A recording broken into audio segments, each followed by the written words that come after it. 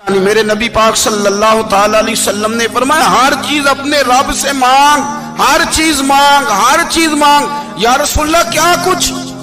میرے محبوب نے فرمایا تیرے گھر میں نمک بھی ختم ہو جائے تو وہ بھی اپنے رب سے مانگا کر، تو مانگنا وہ تجھے دے گا، تو اس کی بارگاہ میں کشکول طلب دراز تو کرنا۔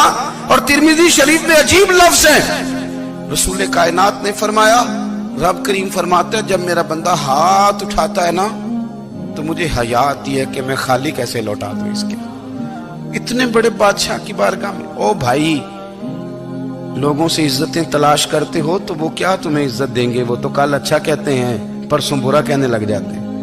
لوگوں کے سامنے گڈ بک میں آنا چاہو گے تو وہ تو سویرے تمہارے بارے میں کچھ کہیں گے، شام کچھ اور کہیں گے۔ اپنی روحانی زندگی آباد کریں، اپنے مسلح کو وقت دیں، اور دنیا سے چھپ کر اس موبائل کو بند کر کے اور اپنے آپ سے بھی چھپ کے اور تنہا ہو کے چھپا کے سارا کچھ اپنے آنسو اپنے رب کی بارگاہ میں پیش کریں، اس کے حضور حاضری دیں۔ سنو نا ترمذی کی حدیث اور اسے یاد رکھنا، نبی پاک علیہ السلام نے فرمایا اپنے دکھ لوگوں کے سامنے نہ بیان کرنا، سیٹھوں نوابوں کو نہ بتاتے پھرنا، دنیا داروں کے سامنے جا کے نہ رونا کہ میں تکلیف میں ہوں۔ پر میں اگر دنیا داروں کو دکھ بتاؤ گے رب تمہیں کبھی غنی نہیں کرے گا۔ اور لوگ ہیں کہ الٹا مذاق اڑائیں گے آپ کی جس سے بڑی پکی یاری ہے نا، پکی، وہ تب تک پکی ہے جب تک آپ نے 50,000 مانگا نہیں، اور جس وقت آپ نے کہہ دیا کہ میں مجبور ہوں میری مدد کر تو پھر ختم ہو گئی دوستی۔ لوگوں کی تعلقات آپ کے ساتھ تب تک ہیں جب تک آپ ان سے کوئی ضرورت وابستہ نہیں کرتے۔ کریم محبوب فرمانے لگے بندوں کے سامنے دکھ نہ بیان کرنا، اللہ تجھے کبھی غنی نہیں کرے گا۔ تو اپنے دکھ اپنے رب کو بتا، تو دعائیں مانگ، تو اس کی بارگاہ میں حاضر ہو، تو اس کے حضور عرض کر۔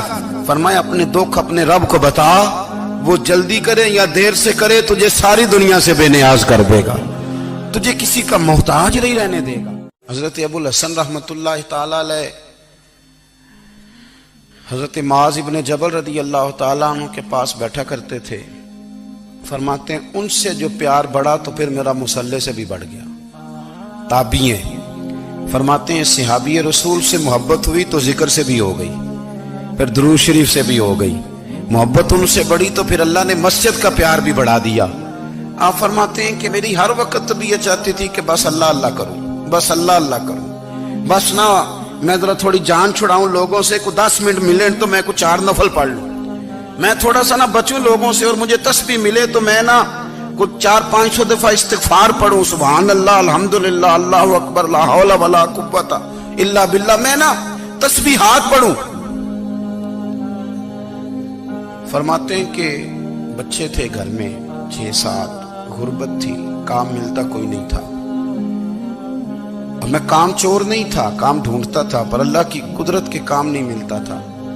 فرماتے ہیں کہ میں نے ایک دن اپنی اہلیہ سے کہا کہ آج میں پھر جاتا ہوں کام ڈھونڈنے، تو میری بیوی بڑی فرما بردار تھی، پر اس دن نہ غربت کے ہاتھوں تنگ آ کے کہنے لگی آج نانا کوئی تو چیز لے کے آیا، تو مجھ سے بچوں کی بھوک نہیں دیکھی جاتی، یہ سب روگاں دا روگ محمد جس دا نام غریبی، کنڈ بلا کے لنگ جاندے نہیں دوست یار قریبی، آج نہ کچھ لے کے آیا تو میں بچے لے کے میکے چلی جاؤں گی۔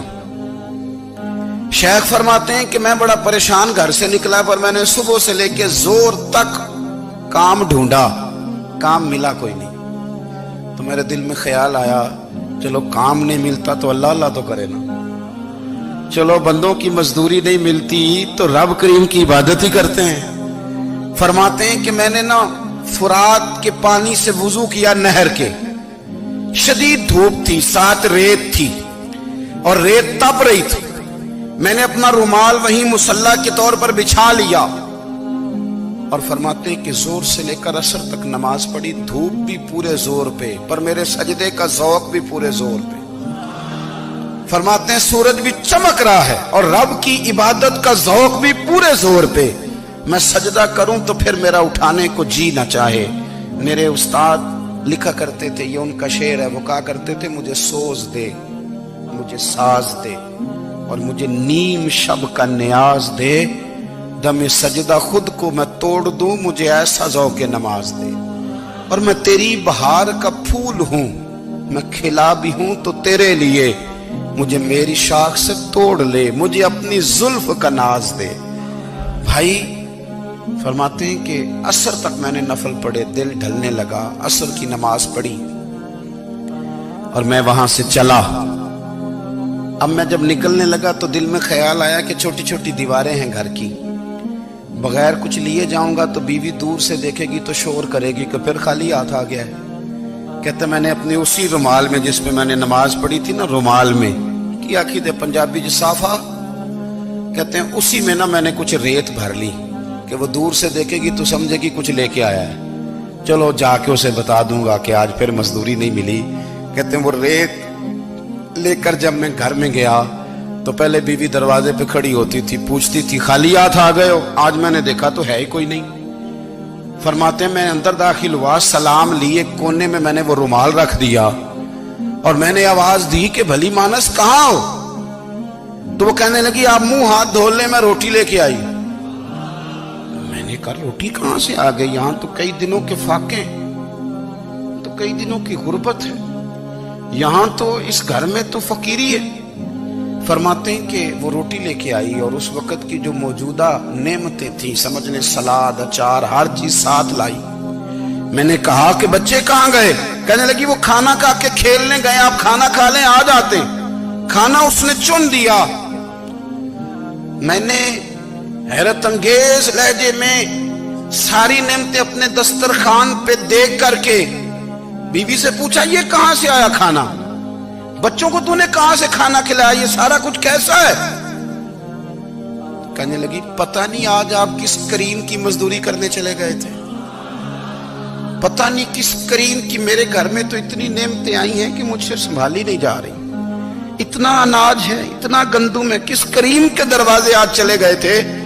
یہ کہتے کہتے وہ اٹھی اور اٹھ کر کے کہنے لگی پہلے بڑا کچھ آیا تھا، اب کیا لے آئے ہو؟